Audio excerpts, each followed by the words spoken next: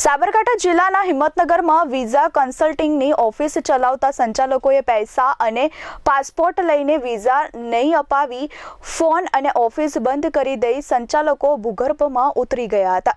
Visa consulting ઓફિસના સંચાલક પિતા પુત્ર સહિત 3 જણા સામે 39.34 લાખની છેતરપિંડીના હિંમતનગર ગ્રામ્ય પોલીસે 2 ગુનો નોંધીને વધુ તપાસ હાથ ધરી છે।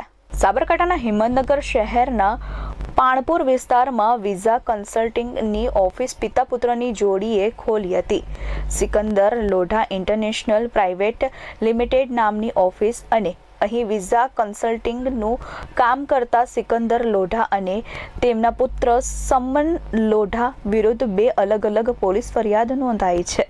પોલીસે છેતરપિંડીની નોંધાયેલી ફરિયાદ મુજબ સુરતના સોનુ મિશ્રા અને અન્ય લોકો પાસેથી વિદેશમાં વર્ક વિઝા અપાવવાનું કહીને પૈસા પડાવ્યા હતા, જેમાં સોનુ મિશ્રા સહિતના લોકો પાસેથી 18.24 લાખ રૂપિયા મેળવ્યા હતા।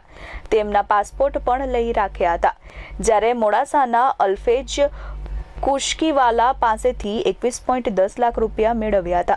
આમ સોનુ અને અલ્ફેઝ તેમજ તેમની સાથેનાઓના પૈસા અને પાસપોર્ટ મેળવી વિઝા અપાવ્યા નહોતા, જેને લઈને આખરે પોલીસ મથકે છેતરપિંડીનો ભોગ બનેલા લોકોએ હોબાળો મચાવી રજૂઆત કરી હતી, જેને પગલે હિંમતનગર ગ્રામ્ય પોલીસે છેતરપિંડીની 2 અલગ-અલગ ફરિયાદો નોંધી છે અને તપાસ હાથ ધરી છે।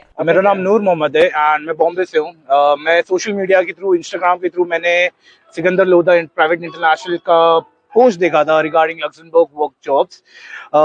मैंने उनको कांटेक्ट किया हूँ रिगार्डिंग की सर क्या प्रोसेस है, आप मेरे को बताइए कि किस हिसाब से प्रोसेस चल रहा है, क्या पेमेंट प्लान है और क्या वीज़ा प्रोसेस दे रहे हैं आप। तो उनसे बात हुई, उन्होंने मेरे को बताया कि आप एक बार ऑफिस आ जाइए हमारे हिम्मतनगर ऑफिस में, हम आपको पूरा डिटेल से समझाएंगे। मैं ऑफिस आया हूँ, उनको पूरा डिटेल समझाया, जो भी था XYZ। उन्होंने मेरे को बताया कि आपका लग्जमबर्ग का visa max to max 6 months में लगेगा। 9 लाख अपना उसकी प्रोसेसिंग फीस रहेगी। 1 लाख रुपए आप हमको अभी देंगे, बाकी का अपना जो अमाउंट रहेगा वीज़ा लगने से पहले 25% और वीज़ा लगने के बाद 20%। बोला ठीक है जो भी है। और उसके बाद जब हम लोग अपना प्रोसेस चालू किए हैं, डॉक्यूमेंट सबमिट किए हैं, सारे डिटेल्स उनको दिए हैं, तो एक ही चीज़ हम लोग को लूप में मिला है, वो है ऑफिस मैनेजमेंट जो है वो सिर्फ और सिर्फ हमको बीटिंग अराउंड द बुश किया है। दैट मीन्स कि हम जब कांटेक्ट करने की कोशिश किए, सर अभी बाहर गए हैं, सर रशिया गए हैं, सर अभी है नहीं। मैं बोला कि ठीक है मैं ऑफिस आ जाता हूँ। मैं अहमदाबाद से बॉम्बे टू अहमदाबाद, अहमदाबाद टू हिम्मतनगर मैं ट्रैवल किया मल्टीपल टाइम्स। एंड मैं यहाँ आने के बाद मैं सिर्फ उनसे एक अपडेट के लिए पूछा, मतलब सर मेरा प्रोसेस कहाँ पे गया है, आप मुझे अपडेट कीजिए। उन्होंने सिर्फ इतना बताया है कि अभी आपका प्रोसेस गया है, वर्क परमिट के लिए अपना डाले है, जॉब कॉन्ट्रैक्ट आने वाला है, 10 दिन दे दीजिए। 10 दिन देने के बाद वापस हम लोग ने उनको कांटेक्ट किए, no answer, phone switch off. वापस नेक्स्ट वीक ट्राई कर रहे हैं, उनके ऑफिस में से कोई बोलता है कि सर अभी बाहर गए हैं खाना खाने, सर अभी है नहीं, सर रशिया गए हैं, आएंगे आपको अपडेट मिलेगा।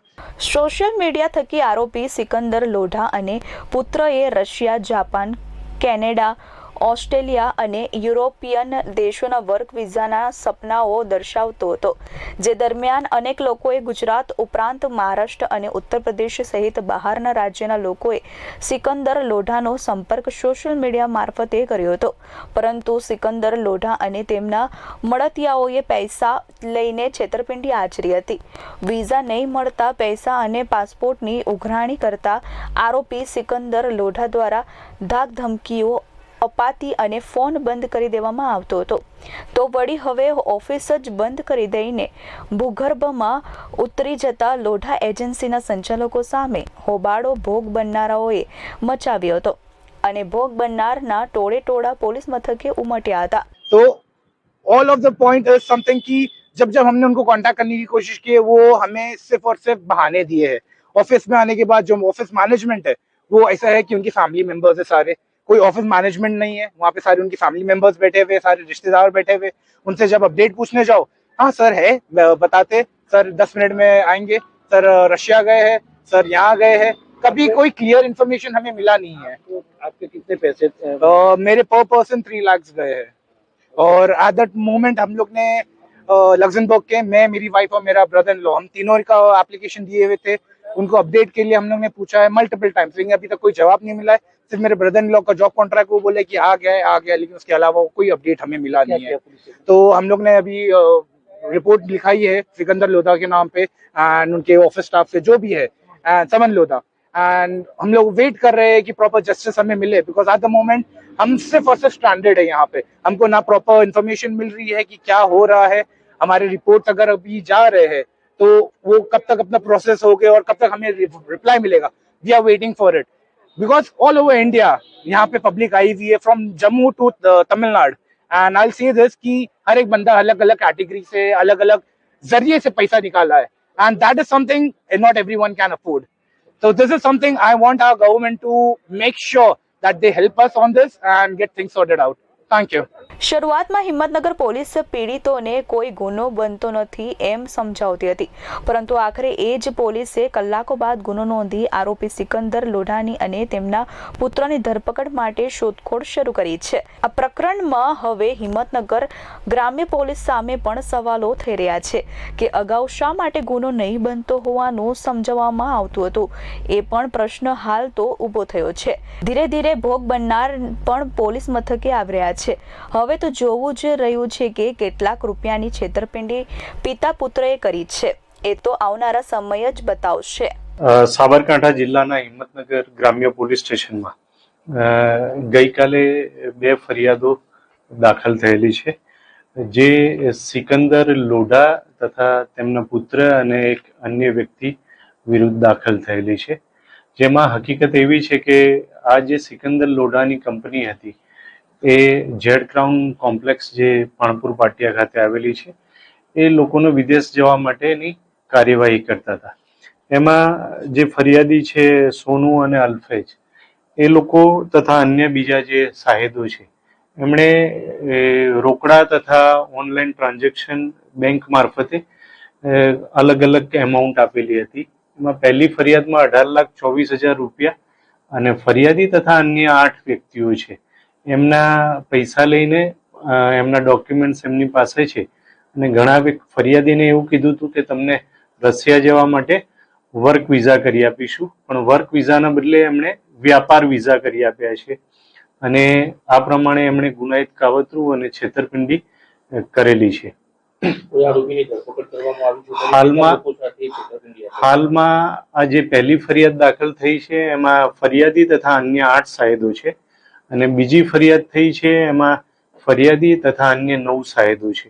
બીજી ફરિયાદમાં 21 લાખ રૂપિયા જેટલી એમાઉન્ટ થાય છે બધાની, અને પહેલી ફરિયાદમાં 18,24,000 જેટલી એમાઉન્ટ છે। આ બધાને જુદી જુદી વાત કીધી છે કે ભાઈ ઘણાના પાસપોર્ટ આપેલા છે અને કામ નથી થયું ને પાસપોર્ટ એમના પરત પણ નથી આપ્યા। ઘણાને વર્ક વિઝા માટે કીધેલું છે અને વર્ક વિઝાના બદલે વ્યાપાર વિઝા આપ્યા છે, કરી આપ્યા છે। અને હાલમાં આ જે આરોપી છે એમની ઓફિસ પણ બંધ છે ને એ જતા રહે છે।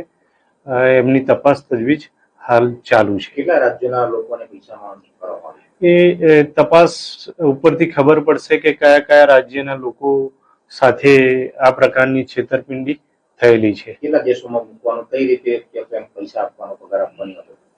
પૈસા આપવાની કે પગાર આપવાની કોઈ પ્રશ્ન નથી, પણ મેં આપને પહેલા જણાવ્યું એ પ્રમાણે કે ઘણાએ કામ માટે દસ્તાવેજો અને પાસપોર્ટને આપેલું હોય, પણ એમનું કામ હજુ સુધી થયું ના હોય ને પરત એમના ડોક્યુમેન્ટ્સ કે આપેલા નથી, અને બીજાને આ વર્ક વિઝા કે એવું કીધેલું હોય અને એના બદલે વ્યાપાર વિઝા કરી આપેલા છે।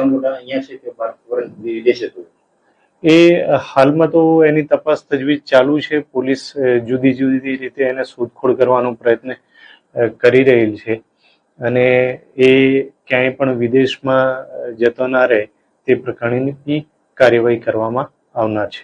Kalpesh Patel, S24 news, Sabarkantha.